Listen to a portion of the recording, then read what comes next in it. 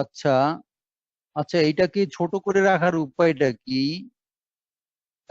ঠিক আছে, ঠিক আছে। তাহলে এখানে দুটো জিনিস পড়াবো, একটা হলো রিফ্লেকশন কোএফিসিয়েন্ট গামা, এই যে গামা, হ্যাঁ গামা, এটা হলো যে দেখছো বড় করে লিখে রাখছি। আর একদম নিচে চলে যাও, একদম নিচে চলে যাও, সেটা হলো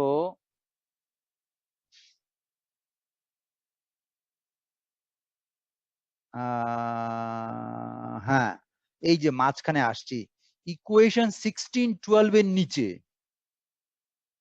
হ্যাঁ, ঠিক আছে, ভোল্টেজ স্যার স্ট্যান্ডিং। ফন্ট একটু ছোট করে দেন স্যার, তাহলে স্যার ভালো দেখা যাবে। কোনটা? স্যার ফন্ট একটু ছোট করে দেন স্যার, বেশি দেখা যাচ্ছে না। আচ্ছা আচ্ছা আচ্ছা আচ্ছা, তো আমি তো মনে করলাম ফোন বড় করলেই বোধহয় তোমাদের সুবিধা, আমি তো এই জন্য একবার ফুল স্ক্রিন করে রাখছি। আচ্ছা, তাহলে এটাকে আরো ছোট করে দেবো। আচ্ছা ঠিক আছে, তাহলে এটা 200, এবার কেমন দেখা যাচ্ছে? হ্যালো? এবার ঠিক ঠিক আছে স্যার, বেশি দেখা যাচ্ছে অনেক। এবার আচ্ছা ঠিক আছে, তাহলে আমারটা এবার বড় হয়ে যাওয়াতে তোমাদের অসুবিধা হচ্ছে না। এই দেখো, ভোল্টেজ স্ট্যান্ডিং ওয়েভ দেখা যাচ্ছে, এই যে আমি মার্কিং করছি, সিলেক্ট করছি ভোল্টেজ স্ট্যান্ড, হ্যাঁ ভোল্টেজ স্ট্যান্ডিং ওয়েভ। তো এই ভোল্টেজ স্ট্যান্ডিং ওয়েভ হলো এই একটা টপিকস, আর ওই দিকে হলো গামা, এই দুটো নিয়ে পড়বো। ভোল্টেজ স্ট্যান্ডিং ওয়েভ এটা অ্যাকচুয়ালি ভোল্টেজ ভোল্টেজ ওয়েভই, কিন্তু এটাকে আমরা প্রপাগেটিং ওয়েভ বলবো না, এটাকে বলবো স্ট্যান্ডিং ওয়েভ। সেই জন্য ওর ইকুয়েশন গুলো আসবে, যতগুলো ইকুয়েশন আসে সবগুলো আসবে এই যে নিচে দিয়ে আমি দিছি, তোমরা দেখতে পাচ্ছ কিনা জানি না, ভিজেড, এই যে ভিএসজেড দেখছো, সরি, এই যে আমি সিলেক্ট করলাম ভিএসজেড, দেখা যায় তোমাদের ওখান থেকে?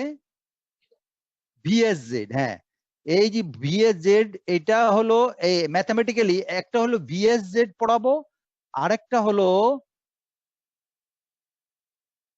এই গামা জেড, এই দুটোই আজকে টপিকস।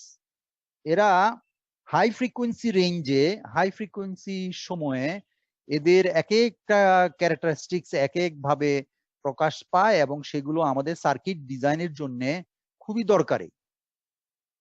এবং এই এই রিফ্লেকশন কোএফিসিয়েন্ট গামা, এটা আমি ওয়েভেও পড়াইছিলাম যখন কি বলে ইউনিফর্ম প্লেন ওয়েভ পড়ানো হয়েছিল, তখন কিন্তু এই গামা নিয়ে আলোচনা করেছিলাম। ওই যে রিফ্লেকশন, যেটা তোমরা একটু আগে মেয়ে বললো, একটা মেয়ে বললো ওটাকে আবার রিভিউ করার জন্য। তো এইটা ট্রান্সমিশন লাইন প্রপার্টি দিয়ে গামা বোঝানো। ট্রান্সমিশন লাইনে কিভাবে রিফ্লেকশন কোএফিসিয়েন্ট ডিটারমাইন করা হয় এবং সেগুলো দিয়ে আমাদের কি কাজে আসে, এই সমস্ত, প্লাস এই স্ট্যান্ডিং ওয়েভ, একটা একটা স্ট্যান্ডিং ওয়েভ তৈরি হয় এই রিফ্লেকশনের ফলে একটা স্ট্যান্ডিং ওয়েভ তৈরি হয়। সেই ওয়েভটা প্রপাগেটিং ওয়েভের সঙ্গে কত তফাৎ, এবং সেটা আমি ওই আমার ইউনিফর্ম প্লেন ওয়েভের ওখানে আমি তোমাদের দেখাইছিলাম ওটা কিভাবে হয়। সেটা এখানে আবার আরেক রকম ভাবে দেখাচ্ছি, দেখো এটা কি, যদি বুঝতে পারো কিনা। তো রিফ্লেকশন কিভাবে হয় সেটা একটু আমরা বলি আগে। যখনই সিগন্যাল জেনারেটর থেকে ট্রান্সমিশন লাইন হয়ে লোডে যায়, লোডে যখন সে এটাকে ডেলিভারি দেয়, তখন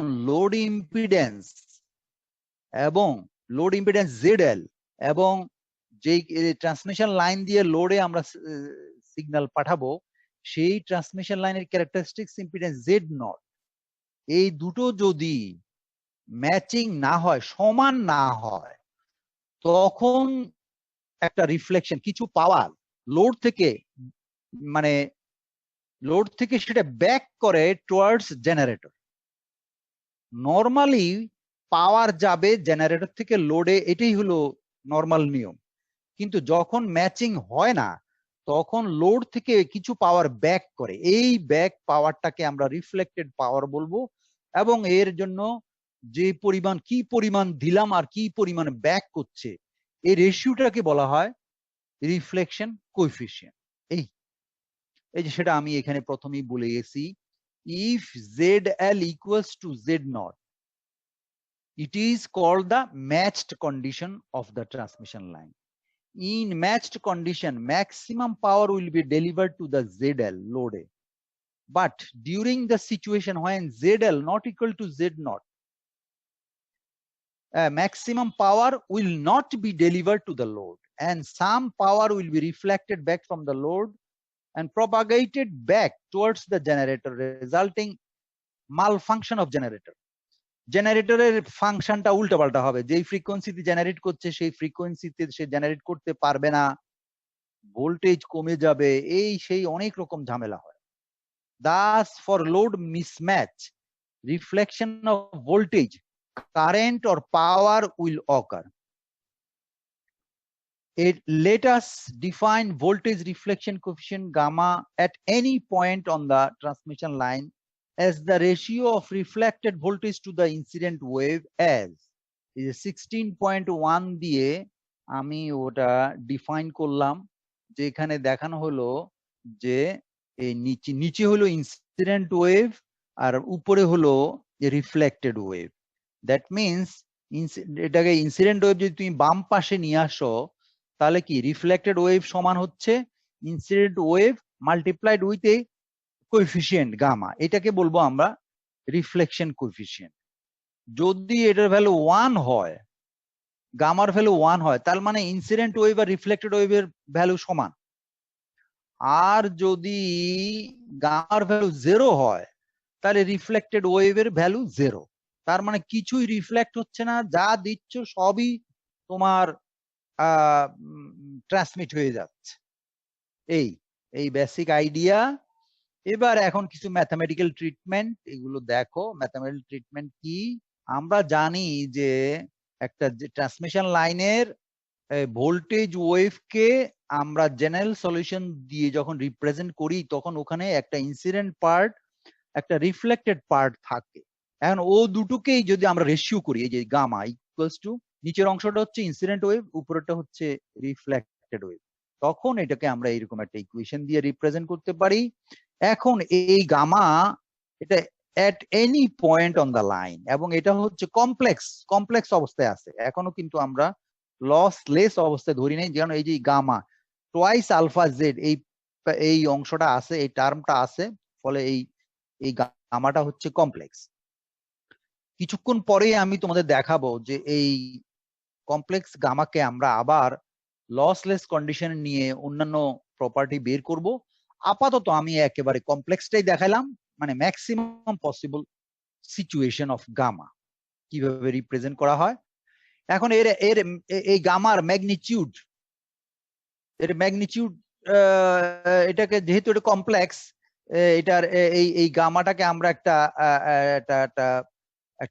ম্যাগনিটিউড বা অ্যামপ্লিটিউড এবং ফেজ দিয়ে রিপ্রেজেন্ট করতে পারি। এইরকম ইকুয়েশন দিয়ে লিখলাম 16.3।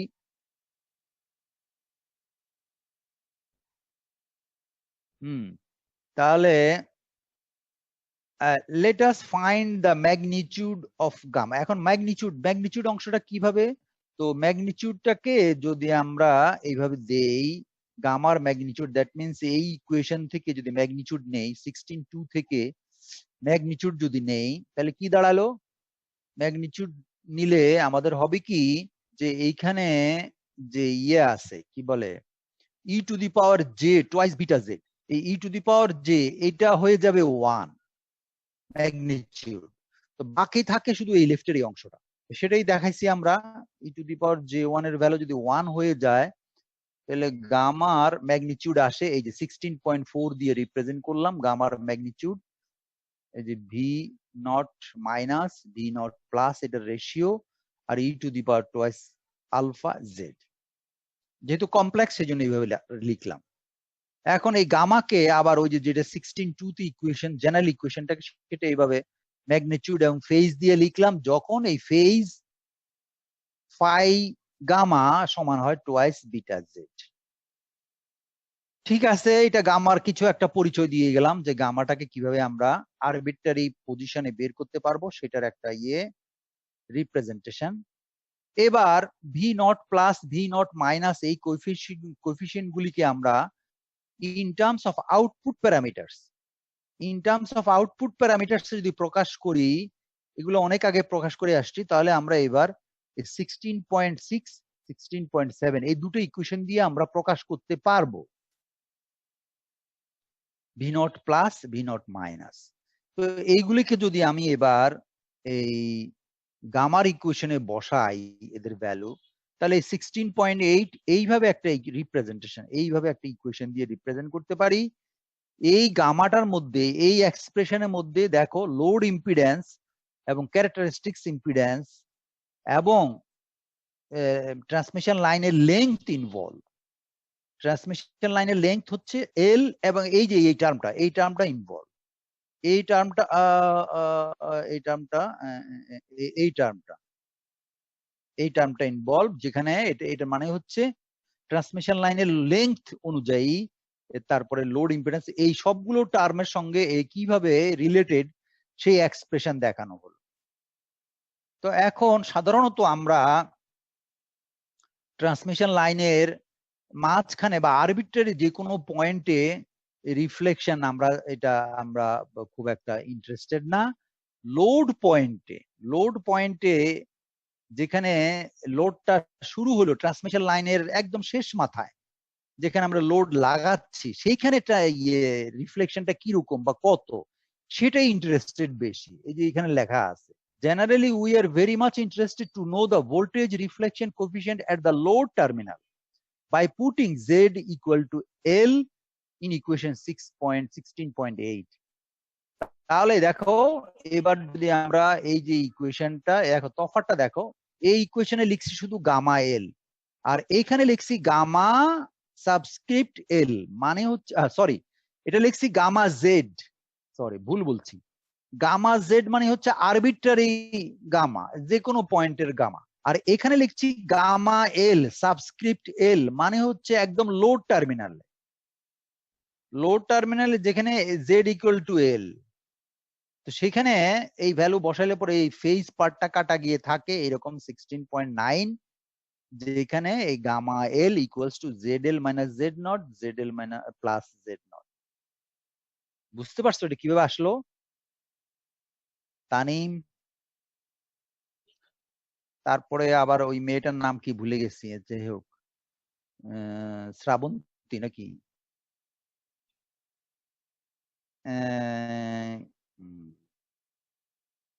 আচ্ছা। তো এই যে এখন আমি এই পর্যন্ত এই 16.9 না, আমি তোমাদের বলে আসলাম এই যে সিগন্যাল ইকুয়েশনে সাবস্টিটিউট করছি, সাবস্টিটিউট করে সেই করে এগুলাকে অন্যভাবে লিখছি, যাই হোক এইভাবে আসলো। এটা একটা প্রকাশ করলাম, এটা এখন এইটা শেষ হলো, এই টপিক শেষ হলো। এরপরে আসো এই গামার জন্যে আমাদের যদি থাকে গামা, তখন আমাদের স্ট্যান্ডিং ওয়েভ তৈরি হবে। স্ট্যান্ডিং ওয়েভ তৈরি হবে কিভাবে? যদি গামা থাকে তাহলে ওই লোড থেকে একটা ওয়েভ জেনারেটর দিকে ফ্লো করবে। আচ্ছা, এটাকে আমি কিভাবে কি করি, এটাকে ছেড়ে দিলাম। এরপরে হোয়াইট বোর্ড কোথায় আসে জানি বললাম? ও শেয়ার স্ক্রিনে যেতে হবে না, শেয়ার স্ক্রিনে যেতে হবে, তারপরে হোয়াইট বোর্ড। হ্যাঁ ঠিক আছে, হোয়াইট বোর্ড আনলাম শেয়ার বোর্ড, হ্যাঁ শেয়ার করার জন্য। হ্যাঁ এইবার আমি আঁকছি, তোমরা দেখো। ধরো আমাদের এটা হলো আমাদের একটা, আঁকাটা অত সুন্দর হচ্ছে না, এই হায় হায় কি হয়ে গেল উল্টা পাল্টা, যাই হোক দেখো এই একটা ট্রান্সমিশন লাইন, এই তো আমাদের একটা আউটপুট টার্মিনাল হয়ে গেল। হ্যাঁ এইখানে একটা লোড দেব, এইখানে একটা লোড দেব,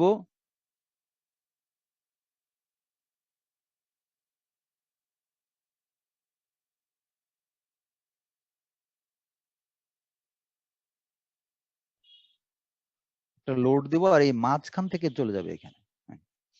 তো এইখানে এই যে এই টার্মিনালে এইখানে হচ্ছে তোমার আসল। তো এইখানে আমরা একটু আগে গামা এল বের করলাম,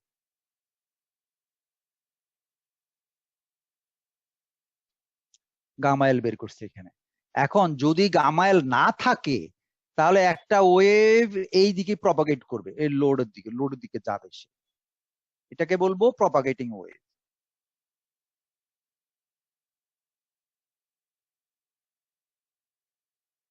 এই প্রপাগেটিং ওয়েভটা,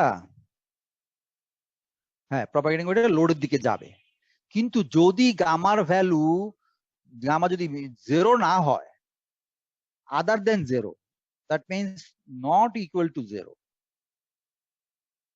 not equal to 0 যদি হয়, তখন এখান থেকে আরেকটা ওয়েভ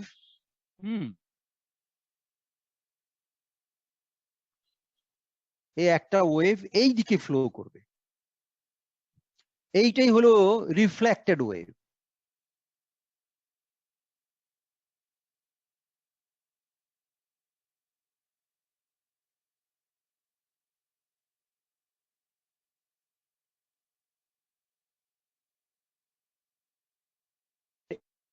স্ট্যান্ডিং ওয়েভ তৈরি হয়। এখন তোমরাই বলো, এই যে স্ট্যান্ডিং ওয়েভ এখানে তৈরি হলো, এই স্ট্যান্ডিং ওয়েভের অ্যাটলিস্ট একটা প্রপার্টি তোমরা ছবি দেখেই বুঝতে পারছো। সেটা কি? প্রপাগেশনের ডিরেকশন ওয়াইজ কিরকম হবে স্ট্যান্ডিং ওয়েভ। তার মানে একটা স্ট্যান্ডিং ওয়েভ তৈরি হতে কয়টা ওয়েভ লাগবে? প্রথমে একটা কথা, কয়টা ওয়েভ লাগবে? দুটা। এবং তাদের প্রপাগেশন ডিরেকশন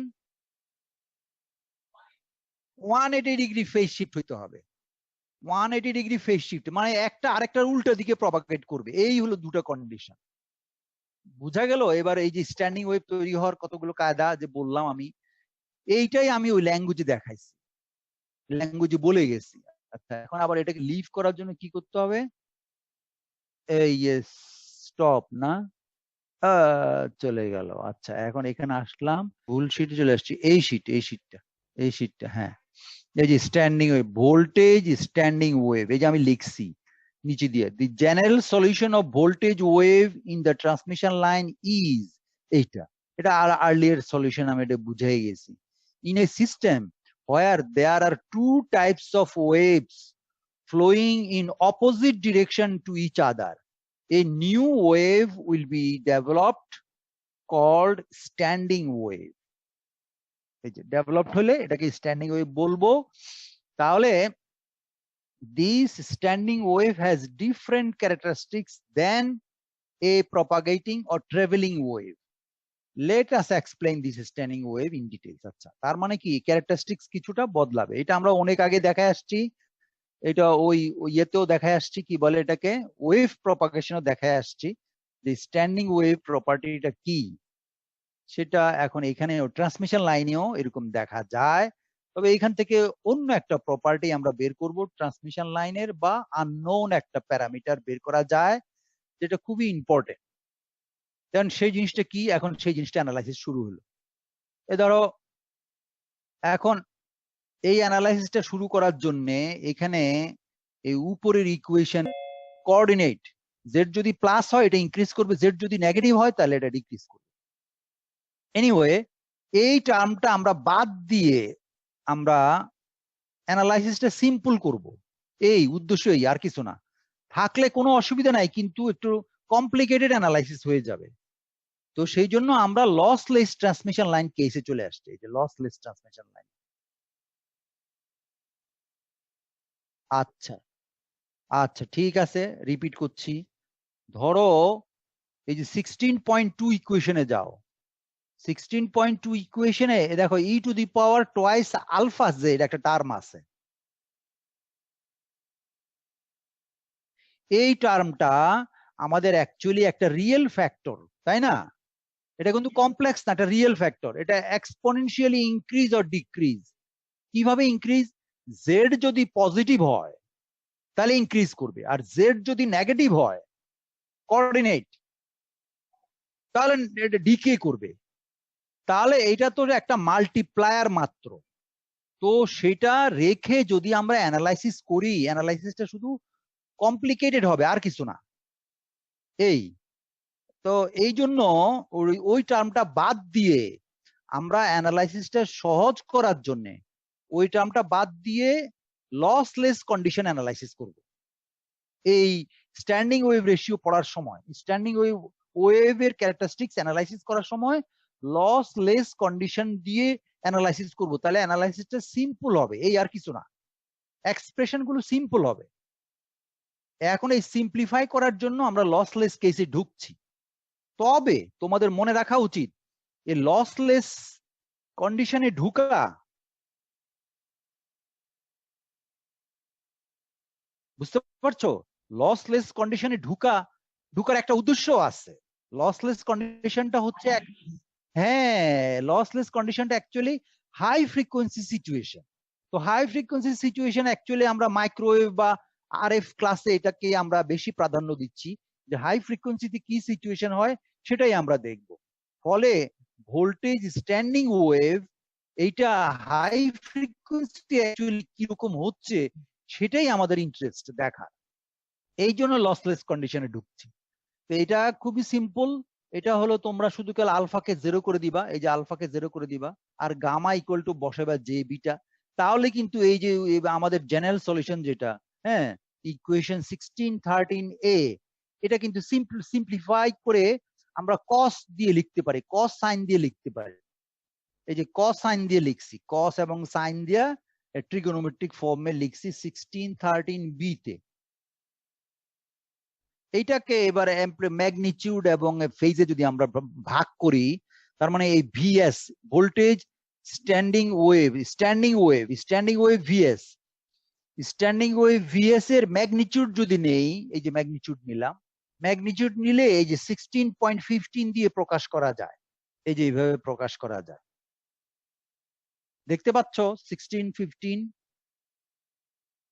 হ্যাঁ, 4-5 লাইন লাগবে তোমাদের এই ইকুয়েশন থেকে এই ইকুয়েশন আসতে, যদিও কঠিন না, পারবা, কারণ কস এবং সাইন ট্রিগোনোমেট্রি ইনভলভ হবে, আর কিছু না। এবং maximum sine C plus sine D বা cos C plus cos D এগুলোর ফর্মুলা ইউজ করতে হবে।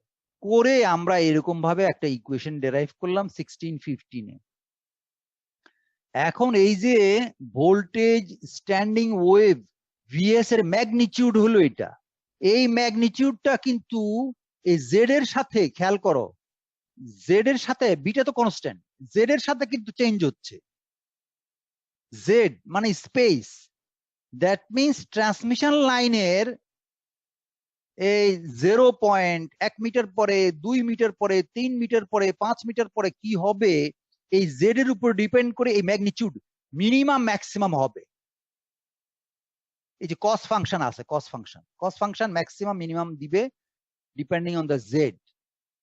আমার কথা কি তোমরা বুঝতে পারছো? রাজশ্রী আসো নাকি? তমশ্রী নাকি? তানি নাকি? এরা আছে কেউ? বুঝতে পারছি। তানিম বুঝতে পারছো? কস ফাংশন ইনভলভ জেড এর সাথে। তা এখন এই ফাংশনটা ম্যাক্সিমাম মিনিমাম কখন হবে, এটাই যে লাগছি।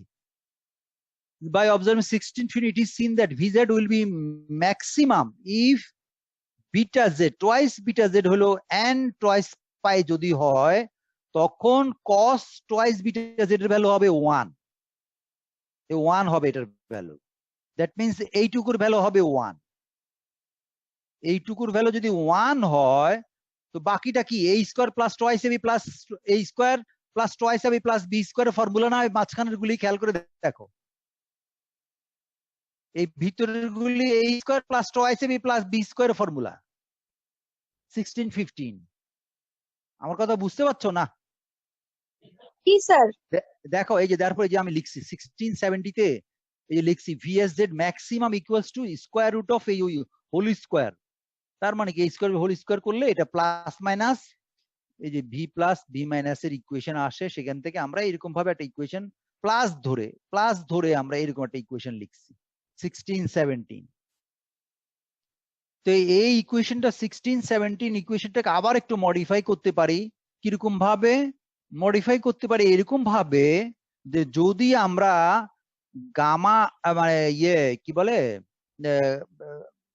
মানে লসলেস কন্ডিশন কনসিডার করি, লসলেস কন্ডিশন যদি কনসিডার করি, তখন আমার গামার যে ইকুয়েশন গুলো আছে, ফর এক্সাম্পল এই যে 16-4 ইকুয়েশন, 16-4 এ কি দেখতেছি, গামার lossless condition alpha equal to 0, that means e to the power এই অংশটা 1। তার মানে gamma magnitude of gamma v naught minus v naught plus by v naught plus. বুঝা যাচ্ছে? এই গামা ম্যাগনিটিউডের হচ্ছে ratio of negative by positive amplitude, voltage amplitude. এই যে এই ইকুয়েশন, তাহলে এই ইকুয়েশনটাকে এবার আমরা মডিফাই করতে পারি। এই ভোল্টেজ স্ট্যান্ডিং ওয়েভ রেশিওর এই ইকুয়েশনটাকে মডিফাই করতে পারি। সেটাকে এই অংশটাকে আমরা গামা দিয়ে লিখতে পারি। এই যে অ্যাবসলিউট ভ্যালু অফ গামা 1618 বুঝা গেল? তাহলে ভোল্টেজ স্ট্যান্ডিং ওয়েভের ম্যাক্সিমাম অ্যামপ্লিটিউড এটাকে এই ইকুয়েশন এই 1618 দিয়ে রিপ্রেজেন্ট করা যায়। একইভাবে মিনিমাম, এই যে মিনিমামের কন্ডিশনগুলি লিখছি, এবং মিনিমামের কন্ডিশনটা এই যে ভিএস মিনিমাম 1621 ইকুয়েশন দিয়ে রিপ্রেজেন্ট করা যায়। আমার কথা কি তোমরা বুঝতে পারছো বা আমাকে কি ফলো করতে পারছো? জি স্যার। এই 16 দেখছো ম্যাক্সিমাম হচ্ছে এখানে, এই ম্যাক্সিমাম ইকুয়েশন হচ্ছে এই যে এটা দিয়ে প্রকাশ করলাম সেটা হলো 18, আর মিনিমাম কে প্রকাশ করলাম, মিনিমাম মানে হলো ধরো যখন কস ভ্যালু -1 তখন এই ভ্যালু, এবং এই মিনিমামটাকে এইভাবে প্রকাশ করলাম 1 মাইনাস ম্যাগনিটিউড অফ গামা। এবার আমাদের যেই বেরোলো অ্যামপ্লিটিউড যেটা বেরোলো সেটা maximum value minimum value ratio যদি নেই, এই যে রেশিও নিলাম ইকুয়েশন 22 তে, যাকে আমরা বলবো voltage standing wave ratio VSWR, যেটাকে ডিফাইন করা হয় ম্যাক্সিমাম বাই মিনিমাম। সেটাকে আমরা 1 plus gamma magnitude of gamma 1 minus magnitude of gamma দিয়ে রিপ্রেজেন্ট করতে পারি 1622। এই তো এইটা হলো অ্যানাদার ছোট্ট কোশ্চেন, যে তোমার ভোল্টেজ স্ট্যান্ডিং ওয়েভ কাকে বলে বা কখন হয়, হওয়ার ক্রাইটেরিয়া বা কন্ডিশন গুলো কি কি, সেখান থেকে ভোল্টেজ স্ট্যান্ডিং ওয়েভের অ্যামপ্লিটিউড বের করতে দিলাম ইন টার্মস অফ গামা, গামাতে বের করলাম। সেখান থেকে বললাম derive the standing wave ratio S in terms of gamma। এই তো এই কোশ্চেনটা এই 22 ইকুয়েশন পর্যন্ত সেটা হলো এইভাবে লিখলাম। এখন এই স্ট্যান্ডিং ওয়েভ রেশিওটাকে যদি আমরা প্লট করি, বুঝাচ্ছে, যদি আমরা একটা প্লট করি তাহলে দেখা যায় এইরকম একটা এই গ্রাফ পাই। এই যে ফিগার নিচে লেখা আছে ফিগার 1, দেখছো কিনা তোমরা এই গ্রাফটা, এই যে ফিগার 1 এর গ্রাফটা দেখো, যেখানে একটা কার্ভ, এদিকে হচ্ছে গামা, এদিকে হচ্ছে এস। এস এর ভ্যালু, এস এর মিনিমাম ভ্যালু হচ্ছে 1, ম্যাক্সিমাম ভ্যালু ইনফিনিটি। মানে এস আমরা প্লট করছি হরাইজন্টাল অ্যাক্সিসে, আমি 40 পর্যন্ত আঁকছি, এটা যেতে থাকবে। যখন এটা গামা ইকুয়াল টু 1 হবে তখন এটা একদম ওই উপরের লাইনের সঙ্গে মিশে যাবে ইনফিনিটিতে গিয়ে। এই কার্ভটা similar to the capacitor charging characteristics. একটা ক্যাপাসিটর যখন ফুল চার্জ হয় তখন তার সময় লাগে ইনফিনিটি টাইম। এখানে S voltage standing wave ratio S, এটাও তোমার ইনফিনিটি টাইম লাগবে গামা ইকুয়াল টু 1 হতে। তো যাই হোক, তার মানে এই বাম দিকে ভার্টিক্যাল অ্যাক্সিস হলো গামা, গামার ভ্যালু যখন 0 তখন এস এর ভ্যালু 1, আর গামার ভ্যালু যখন 1 তখন এস এর ভ্যালু ইনফিনিটি। তাহলে যখন আমরা একটা মাইক্রোওয়েভ সার্কিট অ্যানালাইসিস করব তখন আমরা এস এর ভ্যালু কত খুঁজবো, কত হইলে ভালো হবে, এটা তোমাদের কাছে এখন একটা প্রশ্ন। তোমরা এই গ্রাফ থেকে বলো আমরা এস এর value, voltage standing wave ratio S এর ভ্যালু কত হলে খুশি হব? তানিম, আমি এত পেঁচাইতে চাই না, ইয়েস নো, শুধু এস এর ভ্যালু কত হইলে আমরা খুশি হব। আমার গ্রাফে 1 থেকে 10, 20, 30, 40 এরকম ভাবে বাড়তে আছে বাড়বে। এখন তুমি এই গ্রাফ থেকে বলো যে এস এর ভ্যালু কত হলে আমরা সবচেয়ে খুশি।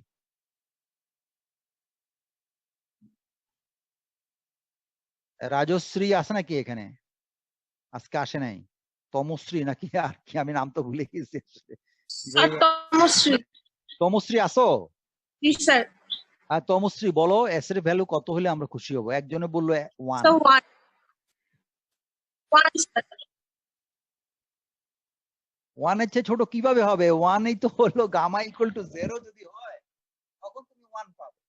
তাহলে গামা ইকুয়াল টু 1 এর আর তো কোনো, গামা ইকুয়াল টু 0 এর আর তো কোনো অপশন নাই। এটা তো গামা ইকুয়াল টু 0 হলো আমাদের ম্যাক্সিমাম। তাহলে আমরা যখন এস এর ভ্যালু 1 হবে তখন আমরা সবচেয়ে হ্যাপি। আর যখন এস এর ভ্যালু যত বাড়বে ততই আমরা না আনহ্যাপি। এই কথাগুলি তোমাদের ল্যাঙ্গুয়েজ এখানে বলা আছে, আর কিছু না। এই গ্রাফের এই কথাগুলি এখানে বলা আছে। তা যাই হোক, এটা এই যে এখান থেকে শুরু করি, এখানে বলা আছে এই তো the voltage standing wave ratio purely real ranges from a minimum value 1 যখন গামার value 0 means no reflection to matched load condition to gamma equal to infinity to infinity. এটা বোধহয় লাইনটা ভেঙে গেছে না? আমি কি ওয়ার্ড পিডিএফ এ দেখাচ্ছি তো। আচ্ছা, গামার ভ্যালু 1 থেকে ইনফিনিটি পর্যন্ত ভ্যারি করে। So for a matched load S will be as small as possible. যত কম হয় ততই আমাদের ভালো। ফলে মাইক্রোওয়েভ অ্যানালাইসিসে ফর এক্সাম্পল অ্যান্টেনা, তুমি একটা অ্যান্টেনা বানাইয়া তুমি এটাকে আমেরিকা পাঠাইলা, ওরা তোমাকে বলবে এই অ্যান্টেনার স্ট্যান্ডিং ওয়েভ রেশিওর ক্যারেক্টারিস্টিক্স তুমি আমাদের দেখাও, তাহলে আমরা তোমার এই অ্যান্টেনাটা কিনবো। তখন এই এস এর ক্যারেক্টারিস্টিক্সটা ওই অ্যান্টেনার জন্য প্লট করতে হয়, প্লট করে ওদের দেখাইতে হয়। তখন ওরা যদি হ্যাপি হয় যে স্ট্যান্ডিং ওয়েভ রেশিও 1.2, 1.3 বা 1.05, তখন ওরা হ্যাপিলি তোমার এই অ্যান্টেনা কিনবে। কারণ যত 1 এর কাছাকাছি হয় তত ভালো। এখন এস এর ভ্যালু যদি হয়ে গেল 10, তখন ওরা বলবে নাও নাও তোমার এটা নিয়ে ওয়াস্টেজ বাস্কেটে ফেলে দাও, এটা কোনো কাজে আসবে না, এটার থেকে কোনো পাওয়ার যাবে না। এই হলো এই স্ট্যান্ডিং ওয়েভ গামা। এবং সেখান থেকে আসলাম স্ট্যান্ডিং ওয়েভ কাকে বলে, সেখান থেকে আসলাম স্ট্যান্ডিং ওয়েভের ওয়েভ রেশিওর এক্সপ্রেশন, সেখান থেকে আসলাম স্ট্যান্ডিং ওয়েভ রেশিওর গ্রাফ বা ক্যারেক্টারিস্টিক্স বা কার্ভ। সেই কার্ভ থেকে দেখলাম যে যত স্মল ভ্যালু হবে এস এর তত আমরা খুশি। তাহলে ম্যাচিং কন্ডিশনটা আমরা খোঁজার জন্য এই। তো এখন এটার আরো থিওরিক্যাল কিছু কাজ, এই যে দেখো এটাকে সাধারণত ডিবিতে প্রকাশ করা হয়, এস কে ডিবিতে প্রকাশ করা হয়, তখন এই 20 ডিবি এ লগ এইভাবে এটা ইকুয়েশন এক্সপ্রেশন আছে, এটা সাধারণত আমরা ইউজ করব। এবার আমরা এই স্ট্যান্ডিং ওয়েভের যে ম্যাক্সিমাম মিনিমাম হয় সেটার জন্য এই ম্যাক্সিমাম পয়েন্ট গুলো কত দূরে দূরে সেটা বাইর করব। তো 16 ইকুয়েশন থেকে আমরা পাই n এর ভ্যালু যখন 1, আমরা ম্যাক্সিমাম পাই কখন? আমরা ম্যাক্সিমাম যখন পাই তখন হলো এই যে এখানে দেখো, এই যে ম্যাক্সিমাম হলো যখন twice beta Z equal to n twice পাই। এই হলো কন্ডিশন, এটা হলো maximum condition. Voltage standing wave এর ম্যাগনিটিউড ম্যাক্সিমাম হবে যখন এই কন্ডিশন। তো এখানে আমরা ফার্স্ট ম্যাক্সিমামটা মনে করো n ইকুয়াল টু, ওখানে কি করে 0 জন্য বের করলাম না, কত জন্য বের করছি দেখি। তাহলে আবার একটু ব্যাক করি। ওখানে আমি প্রথমে n equal to 1, n equal to, হ্যাঁ n equal to 1 and n equal to এর জন্য বের করছি। আচ্ছা, তো ধরো যখন n এর ভ্যালু 1, তখন জেড একটা প্লেস হবে যাকে আমরা Z1 বললাম, যেখানে Z1 এর জন্য একটা ম্যাক্সিমাম পাবো। আবার 2, তখন Z2, ওখানে একটা ম্যাক্সিমাম পাবো। তাহলে এরকম এখান থেকে ওই Z1 বাইর করো, Z1 বাইর করতে গেলে টোয়াইস বিটাকে এই ডান পাশে নিয়ে আসতে হবে। আমার কথা বুঝতে পারছো তোমরা? এখানে এই ইকুয়েশন থেকে তানিম, এই ইকুয়েশন থেকে আমরা জেড এর লোকেশনটা বের করব। মনে করে n = 1, সেটাকে বললাম z = 1। তো z = 1 মানে হলো ওই এই ডান দিকের এই অংশটাকে টোয়াইস বিটা দিয়ে ভাগ করা। তো এইরকম ভাবে ফার্স্ট ম্যাক্সিমাম, সেকেন্ড ম্যাক্সিমাম বের করলাম। এই দেখো এখানে বের করছি, এই যে ম্যাক্সিমাম, এই যে z n = 1 এর জন্য হলো এত, n = 2 এর জন্য হলো এত। এই যে ইকুয়েশন নাম্বার 24 এবং 25, এই দুটো ইকুয়েশন আমরা দেখাইছি। এই যে 24-25 এটা দেখাই গেছে। তাহলে এই ম্যাক্সিমাম কত কত ডিস্টেন্স পরে গিয়ে ম্যাক্সিমাম পাই, কত ডিস্টেন্স পরে গিয়ে ম্যাক্সিমাম পাই, সেটা এই যে নিচের ইকুয়েশন দিয়ে আমরা বের করছি। এই যে 2 মাইনাস এই যে 1, এই নিচের ইকুয়েশনটা, এই যে খেয়াল করো, বুঝা যাচ্ছে? তাতে কি বেরোলো, মানে জেড এর ম্যাক্সিমাম পজিশনটার যখন n = 2 আর n = 1, তখন তাদের ডিফারেন্স হচ্ছে λ/2। এই যে 1626 equation, very very important expression. λ/2 দূরে দূরে ম্যাক্সিমাম গুলো হয়। এবং একটা গ্রাফ আমি তোমাদের জন্য টিপিক্যাল একটা গ্রাফ এঁকে দেখাইছি, যেখানে λ = 4, V maximum, V naught plus এর ভ্যালু 2.5, ভি নট মাইনাস এর ভ্যালু হচ্ছে 1.5। তো এটাকে এই যে ফিগার 2 তে আমি প্লট করছি। দেখো এইদিকে হলো স্ট্যান্ডিং ওয়েভ, আর এইদিকে হচ্ছে জেড। তো এই স্ট্যান্ডিং ওয়েভটা আর ম্যাগনিটিউডটা দেখো ভ্যারি করে, জেড এর সাথে সাথে ভ্যারি করে। তো এইদিকে হচ্ছে জেড, দেখো একটা ম্যাক্সিমাম পেলাম 0-তে, আরেকটা ম্যাক্সিমাম পেলাম 2-তে, আরেকটা পেলাম 4-এ। আমি তোমাদের আগেই বলছি আমি ল্যামডা ধরছি এখানে 4, এই যে ল্যামডা ধরছি 4 মিটার। 4 মিটার যদি ধরি 2 থেকে 4, 4 বিয়োগ 2, তাহলে ডিস্টেন্সটা কত হলো, কয় মিটার হলো? 2 মিটার নাকি? এই 4 মিটার বিয়োগ 2 মিটার ডিস্টেন্স হলো 2 মিটার। তাহলে ল্যামডা ধরছি আমি এখানে 4, তাহলে এই একটা ম্যাক্সিমাম থেকে আরেকটা ম্যাক্সিমাম দূরত্ব হচ্ছে হাফ ল্যামডা। বুঝা যাচ্ছে? যেটা আমরা থিওরিটিক্যালি বের করছি। এই যে from figure it is seen that two peaks are separated by a distance of λ/2 where λ = 4 metre. তোমরা ছবি থেকেও দেখতে পাচ্ছ, অ্যাজ ওয়েল অ্যাজ থিওরিটিক্যালিও বের করলাম যে দুটা ম্যাক্সিমামের ডিস্টেন্স হচ্ছে λ/2। বুঝা গেল? হ্যাঁ, এখন এখানে আসো, এখানে আসো, তোমার যে ইকুয়েশনে এই যে 24 নম্বর ইকুয়েশন, 25 নম্বর ইকুয়েশন, 26 নম্বর ইকুয়েশন, এই তিনটা ইকুয়েশন তুমি কনসিডার করবা এবারে একসাথে। এই তিনটা ইকুয়েশন দিয়ে তোমার শত্রু পক্ষের সিগন্যাল তুমি চুরি করতে পারো। কথা বোঝা যাচ্ছে? তোমরা খেয়াল করতে পারছো আমার কথা? রাজশ্রী, তমশ্রী, জি স্যার। এই তিনটা ইকুয়েশনই হচ্ছে আসলে ব্যাকবোন। তুমি তোমার এনিমি পার্টির সিগন্যাল তুমি কিন্তু ডিটেক্ট করে ফেলতে পারছো। এই তিনটা ইকুয়েশনই সেকেন্ড গ্রেট ওয়ার্ল্ড ওয়ারে জাপানকে আমেরিকার উপরে প্রাধান্য দিয়েছিল। This is the 3 famous equation. America কিন্তু ডুবে গেছিল পার্ল হারবারে বোম করার পরে 7 দিন পরেই তারা আবার এগেইন অ্যাটাক করার কথা ছিল, যে যেটুকু বেঁচে আছে ওইটুকুকেও পানির তলে ডুবাইয়া দাও। এই খবর কিন্তু ওরা পেয়ে গেছে, এই জন্য ওরা আর ওই পার্ল হারবারে গিয়ে আর পৌঁছাইতে পারে নাই। এবার বুঝতে পারছো সেকেন্ড গ্রেট ওয়ার্ল্ডের জাপানের পরাজয়ের কারণ? একটা ছিল এই তিনটে ইকুয়েশন, আরেকটা ছিল জাপান থেকে তাদের জার্মানি থেকে তাদের অস্ত্র সাউথ আফ্রিকার ওই ইয়েতে সমুদ্রে ডুবে দেওয়া হইতো, কারণ তাদের এই সমস্ত সিগন্যাল আমেরিকা কিন্তু ডিকোড করে ফেলাইছিল। এখন তুমি আমার যদি বলো কেমনে, এই সেই খবর এই 3টে ইকুয়েশনে আছে, ভালো করে খেয়াল করো, 3টে ইকুয়েশনে সেই খবর আছে। আচ্ছা, এখন আমি বলি কিভাবে কিভাবে কি হয়েছে। প্রথমে এই 3টে ইকুয়েশনে খেয়াল করো, জেড ম্যাক্সিমাম বের করার জন্য তোমার বিটা পাই এবং বিটা লাগে না, পাই এবং বিটার ভিতরে হলো, বিটার ভিতরে আবার একটা পাই আছে, টোয়াইস পাই বাই ল্যামডা।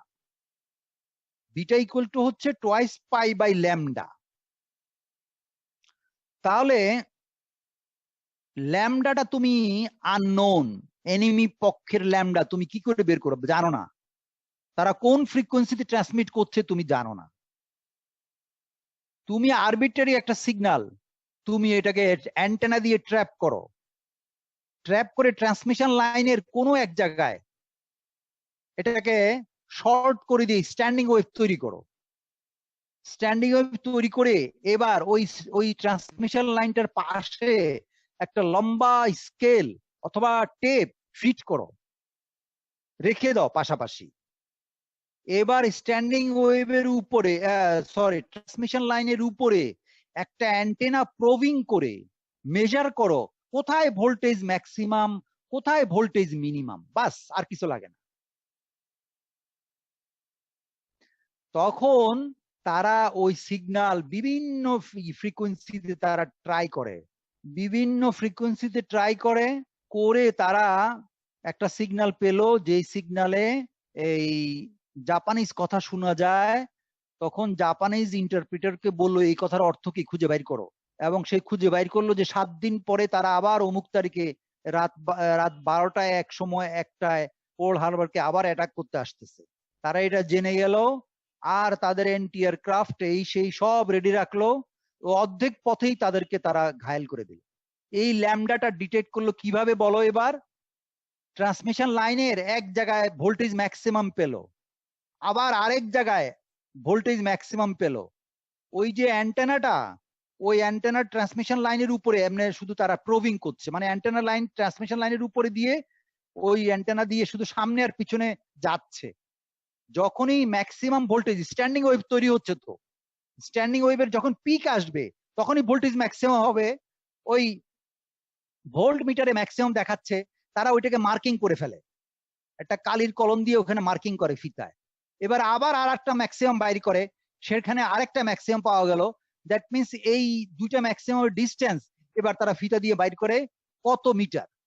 এবার ওই ইনভার্স ক্যালকুলেশনে ফ্রিকোয়েন্সি বাইর করে, ফ্রিকোয়েন্সি বের করে তারা এবার তাদের ওই রেডিও ওয়্যারলেস সব ওই ফ্রিকোয়েন্সিতে টিউন করে এবার সমস্ত কথা টেপ করে সেটাকে ট্রান্সলেট করে জাপানিজ ভাষা করে, তারা জানতে পারে যে এরা আসতেছে 7 দিন পরে আবার। অথবা জার্মানি থেকে তাদের জন্য এই রেডার ফেডার এগুলো পাঠানো হচ্ছে জাহাজে, সেই সাবমেরিন জাহাজ এখন সাউথ আফ্রিকার ওইখানে আছে। এগুলো তারা খুঁজে বের করে এই উপর থেকে বোম, নিচে থেকে বোম, নিচে থেকে এই কি বলে এটাকে, ওই সমস্ত কি পানির এই সমস্ত কি বলে এগুলাকে ভুলে গেলাম, ওই সমস্ত মিসাইল বা টর্পেডো দিয়ে ওগুলাকে জাহাজগুলিকে মানে ওই সাউথ আফ্রিকার ওই ইয়েতেই ফালাই দিছিল, আর জাপানে এসে পৌঁছায় নাই। এই জন্য তাদের এই সমস্ত এই ল্যাকিং এর জন্য তারা আর কুলাইতে পারে নাই জাপান আমেরিকার সাথে। তা নাহলে কিন্তু তারা আগাই গেছিল, আমেরিকাকে একবারে ইয়ে বানাই দিছিল। যদি সারা সত্যি তারা জিততো তাহলে দেখা গেল সাউথ এশিয়ার সব তাদের কলোনি হয়ে থাকতো। তানিম, কিছু বুঝতে পারলা? তাহলে তুমি এই আননোন ল্যামডা চুরি করার একটা কায়দা এখানে শিখলা।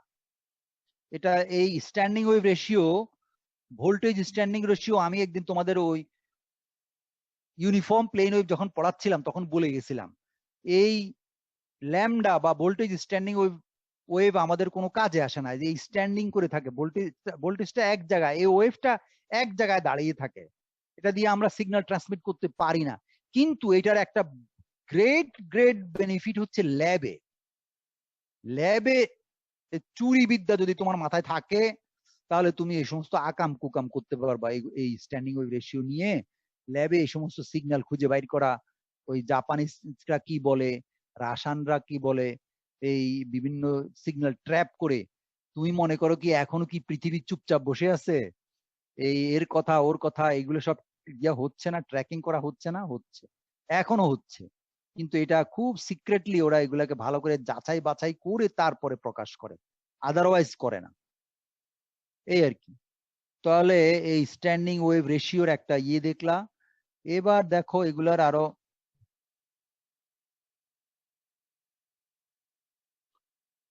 এটা voltage current standing wave ratio, উল্টাপাল্টা বললে ওই কারেন্ট ইকুয়েশন গুলো তো আমরা ভোল্টেজ দিয়ে প্রকাশ করতে পারি, সেইটা থেকে এখান থেকে একটা ইকুয়েশন আসলো, এই কারেন্ট স্ট্যান্ডিং ওয়েভ রেশিও, এটাও উল্টা, ভোল্টেজের উল্টা হবে, এই আর কি।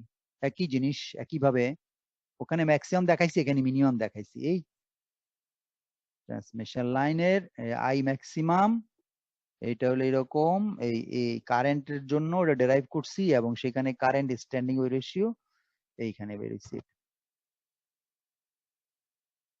যাই হোক, কারেন্ট স্ট্যান্ডিং ওয়েভ রেশিও মাপাটা কষ্ট, সেই জন্য জেনারেলি এই ভোল্টেজ স্ট্যান্ডিং ওয়েভ রেশিও দিয়েই আমরা এটাকে প্রকাশ করি এবং ওটাই বের করি। আচ্ছা, তাহলে এবার পাওয়ার ডেলিভার টু এ লোড। এখন এই পাওয়ার ডেলিভার টু এ লোড, এই পাওয়ার